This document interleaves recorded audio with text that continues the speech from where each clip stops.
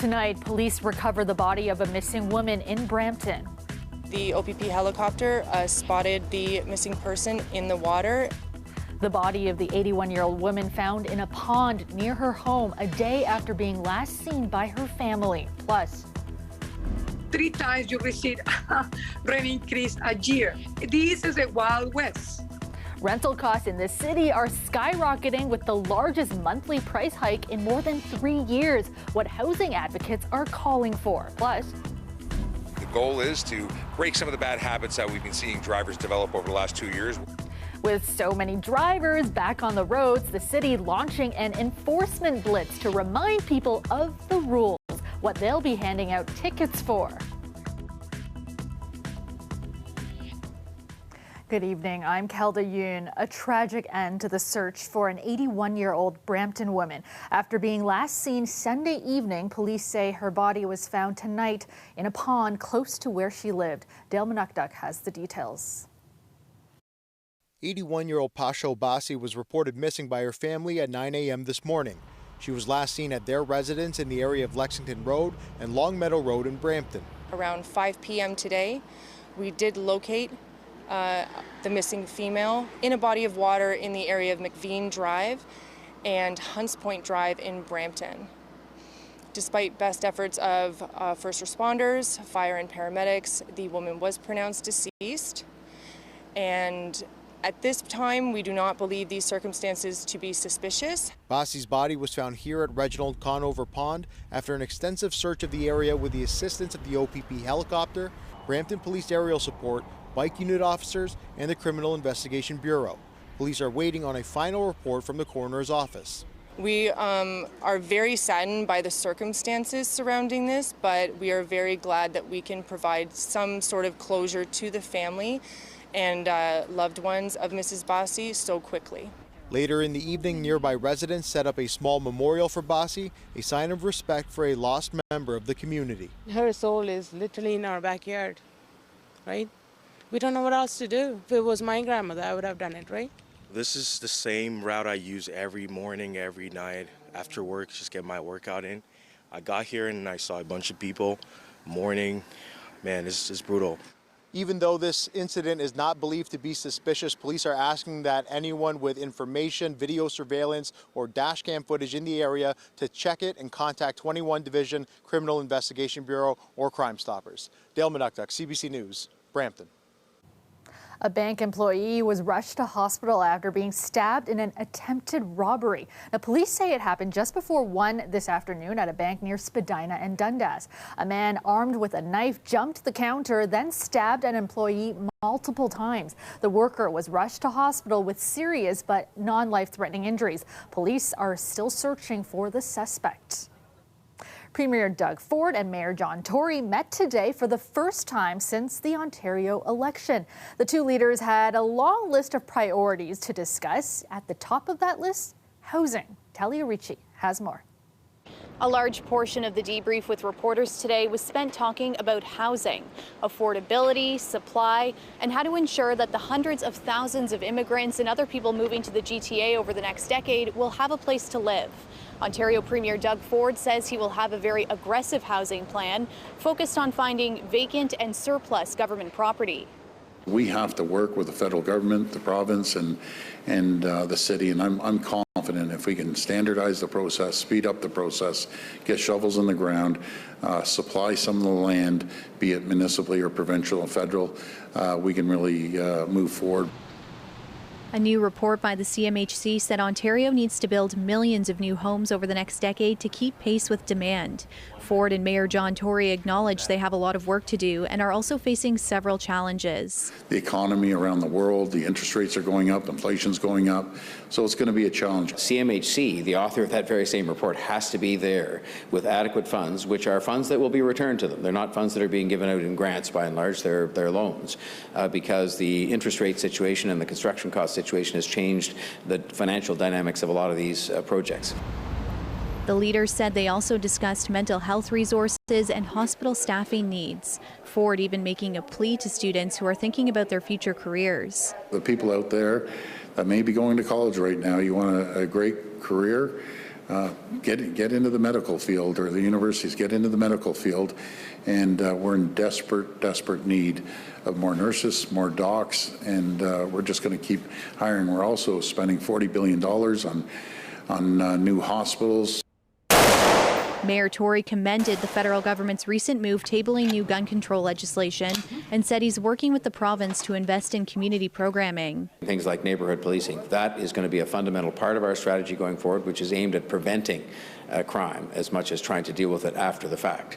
Ford told reporters the first cabinet meeting will be very soon. The hope is to pass the budget before breaking until the fall. Talia Ricci, CBC News, Toronto.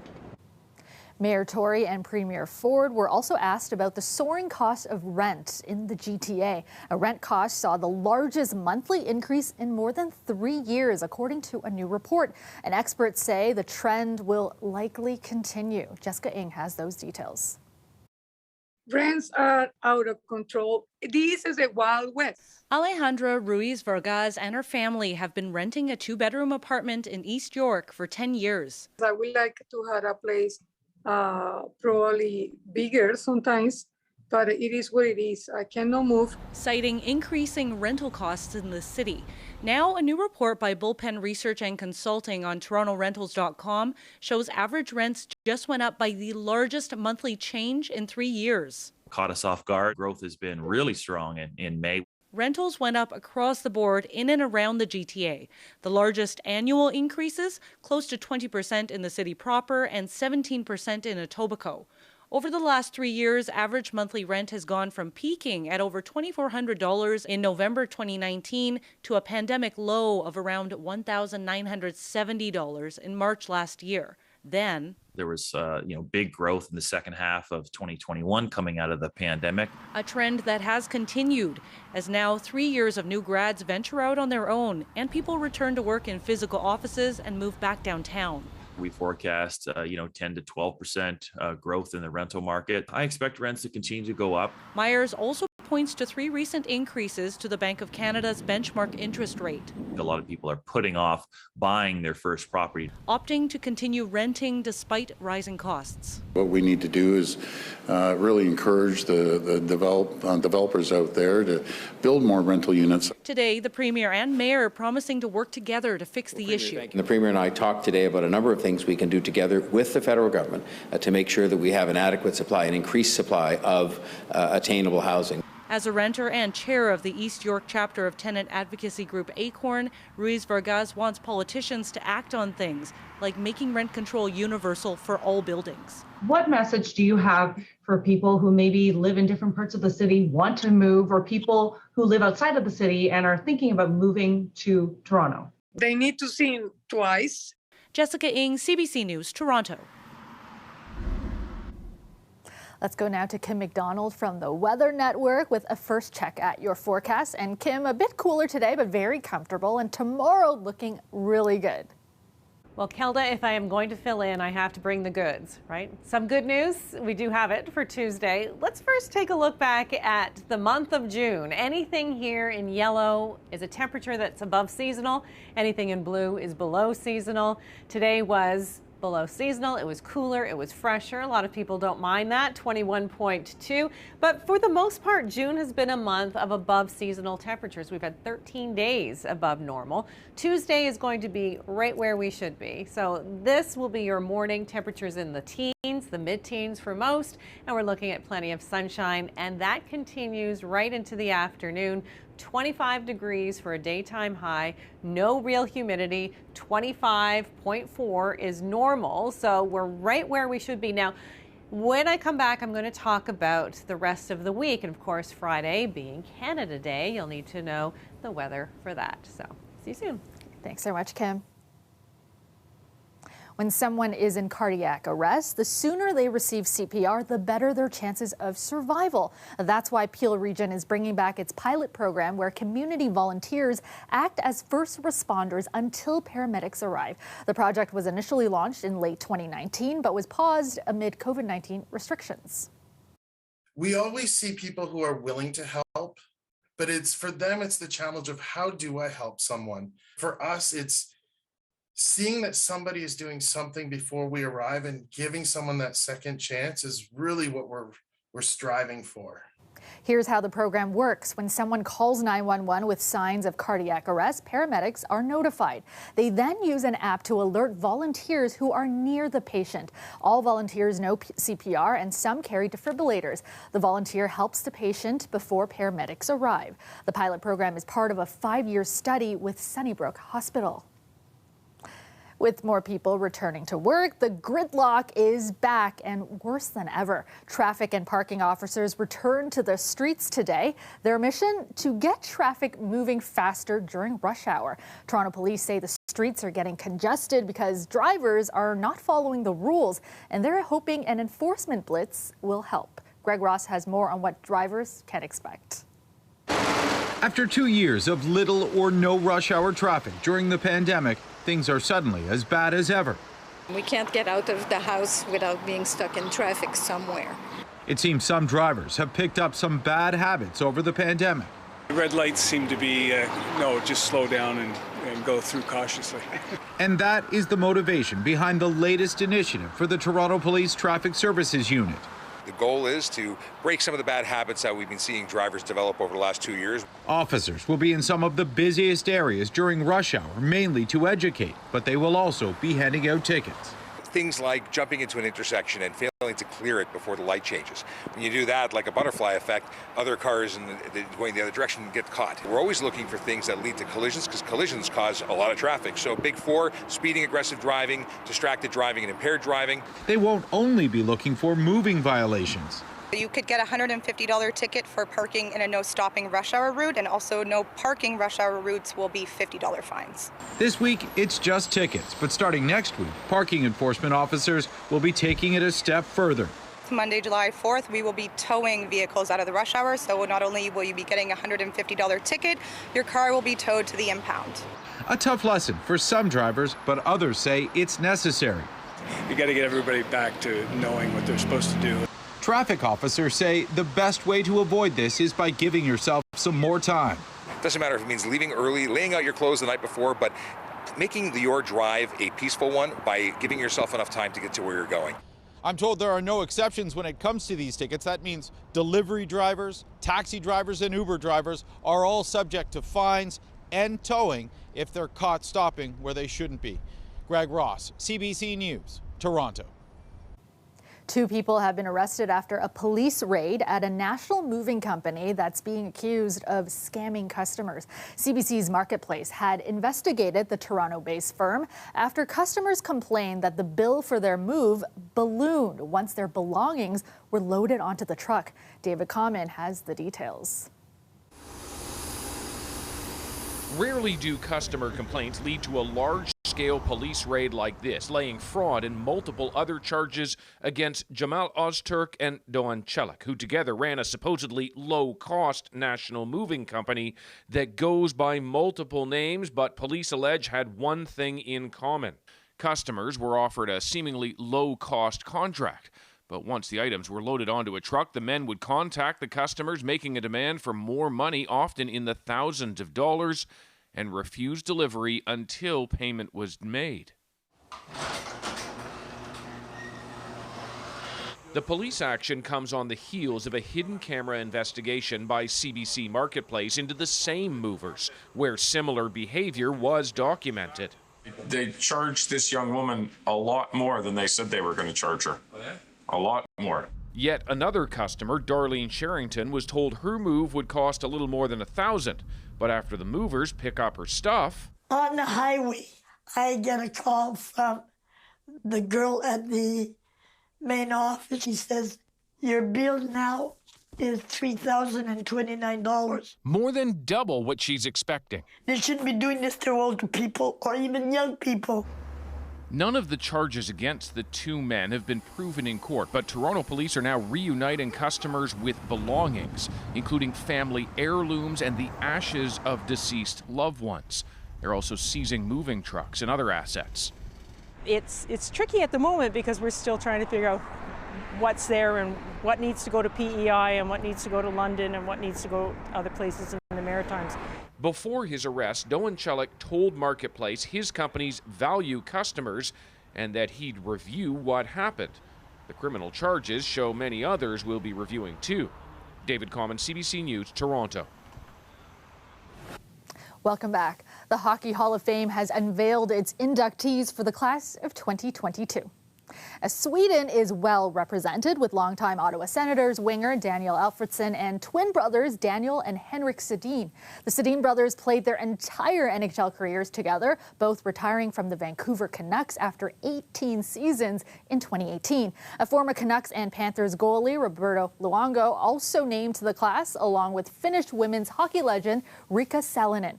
A Toronto native and black hockey pioneer Herb Carnegie is being inducted in the Builder category.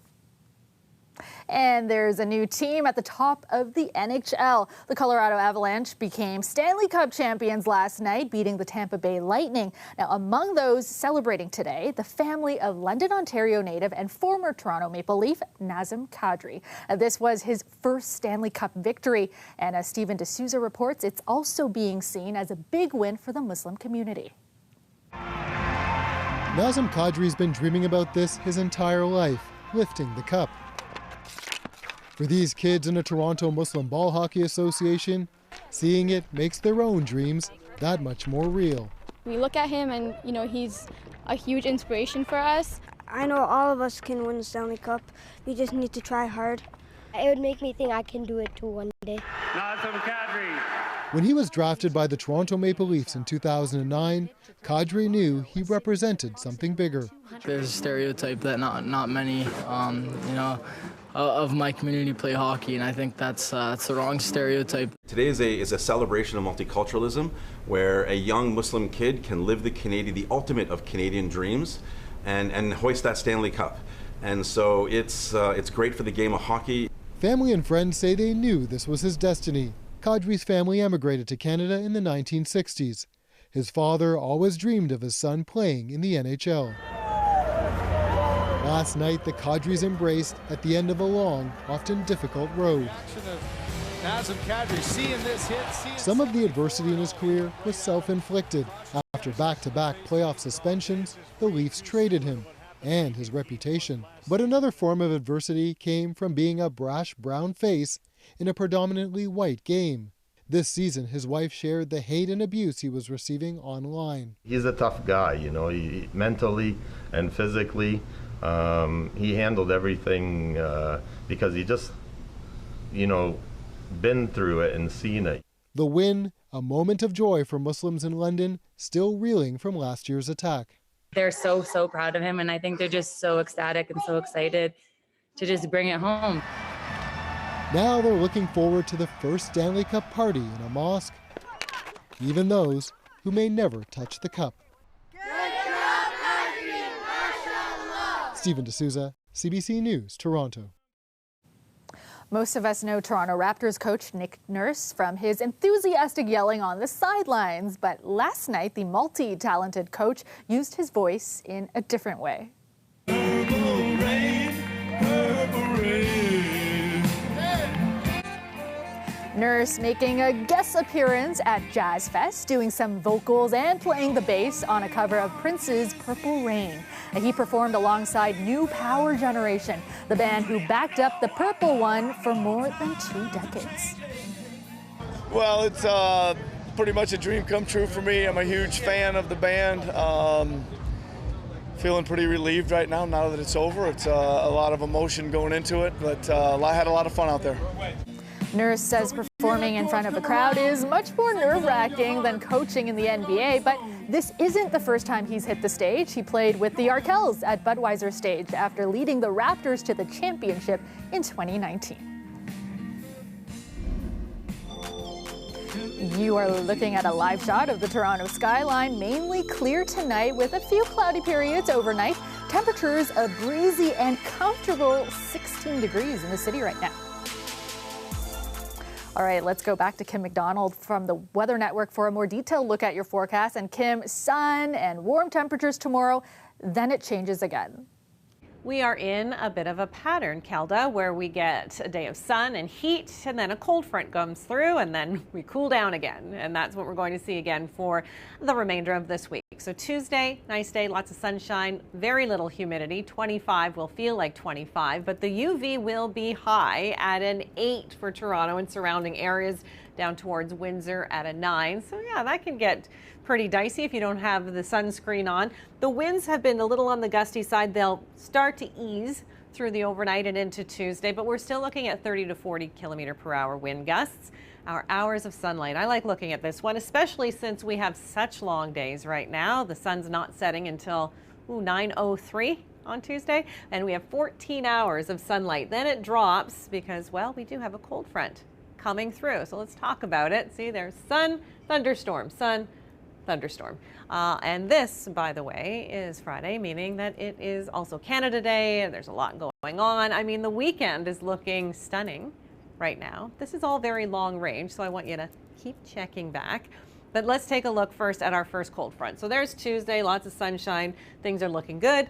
Cold front starts to slide south. We just get the very tail end of it. So if anything, a passing shower, perhaps an embedded thunderstorm, certainly not a washout, but if you want the rain for the gardens, then you're likely looking forward to that and wanting a little more. This is the heat and humidity for Thursday. Here comes the next cold front. So now we've got all this warm air being pumped up, much cooler air to the north, and along it the front and the risk of thunderstorms. And we're talking about at least a 70% chance as of now. So as of Monday, 70% chance on Friday. So again, this is something we're going to pay close attention to. 30 degrees, but before we get there, again, sunshine on Tuesday, a little unsettled on Wednesday before things calm down on Thursday.